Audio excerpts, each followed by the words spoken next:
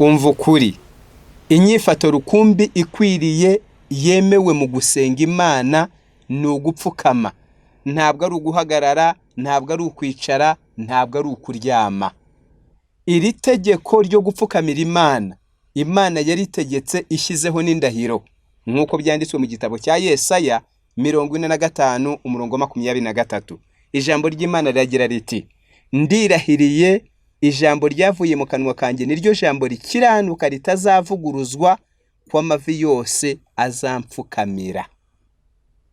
Iri tegeko Imana yarishyizeho n'indahiro ko inyifato rukumbi yemewe mu kuramya Imana, mu gusenga Imana ari ugupfukama.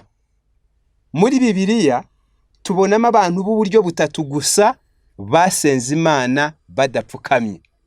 Abo ni abapagani, n'indyarya, n'abarwayi. Ndabisobanura ntya.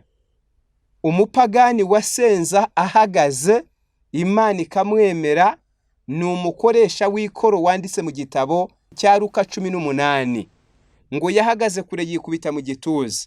Imana imwemera kubwo kumeneka umutima, ariko yari umupagani utazi amahame asanzwe agenga abasenga, ubwo ntacyo yari yirengagije nkana.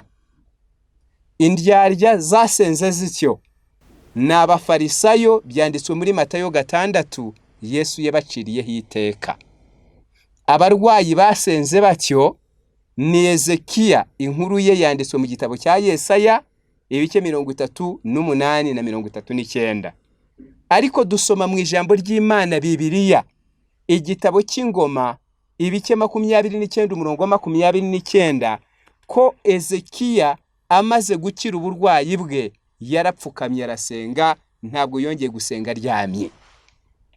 Ndagira ngo mbabwire ngo Yesu mukiza wacu, uwo dusenga mu izina rye, igihe yari amaze kurangiza umurimo w'agakiza, Imana yamuhaye icyubahiro, imuha ikuzo risaba ko ibiri mu ijuru n'ibiri mu isi ni mu nda y'isi byose bimupfukamira.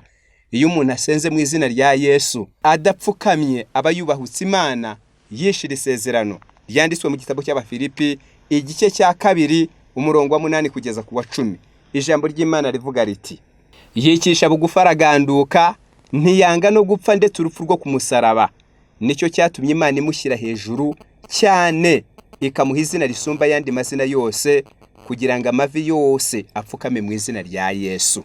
Ari ay'ibyo mu ijuru cyangwa y'ibyo mu isi cyangwa y'ibyo munsi y'isi.